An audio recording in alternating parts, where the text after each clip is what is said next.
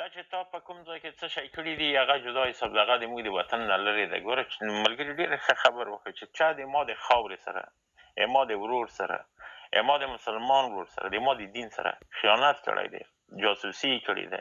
خدای وسپر یک د سپردو د هر څوک چې اوسي، طالب هم چې اوس چې خیانت یې کړی هغه د ما د سر دښمن ده. دا چې تا په لندن کې څه شی کړي د هغه د خپل کار د خبره حل شوله خلاص، صفایي ته څه ضرورت.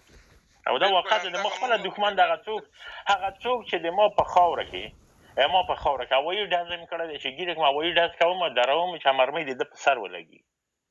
هغه مرمۍ چې پاس لري د بل په سر لګي، د ده په سر باید ولګي. دا ښه خبره. بلکل شاهین ورور مونږ هم همدغه ویلې چې هغه ناصر وروره چې مونږ هم په دغه فخر کوو چې یو کس راګیر کوم د ما وطن پورې هغه لري، زور مې ورسېږي نه پرېږدم.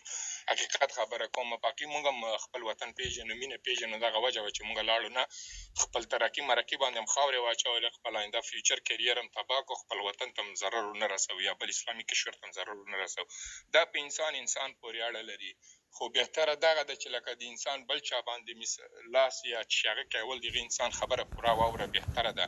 ما لکه وایي چې څنګه زه استولم ما نه ورته وکړه، ځکه د ما خپله وجدان دا نه منله چې زه راجګ سم د افغانستان وړکیتوب کې راوتښتېدم، جنګ د اوس کلشینکوف راواخلم او بیا جنګ میدان ته لاړ سم او بیا د چا خلاف وجنګېږم او چا طرفداري وکړم، نو خپله ځان ته شکمن وم، په همدغه وجه شاته شولم.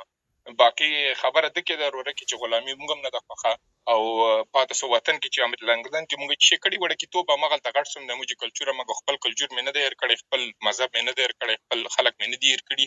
هغه د چې په وسه کې ده تعلیم د استعمالېږي. سبا ته افغانستان کې زه پوه شم طالبان امن شو، د ما ته 100% هغه ورسېږي، د پاکستان هغه سره اړیکه نه لري، زه راځم څه مې چې زده دي زه دا طالبان خو وتښتم، خو چې زه پوه شم دا کیسه ده، خو چې هغه نه لطفا تاسو ته هم د هغه هیله کوم چې چا خبره اول واورېده. شاهین صاحب مننه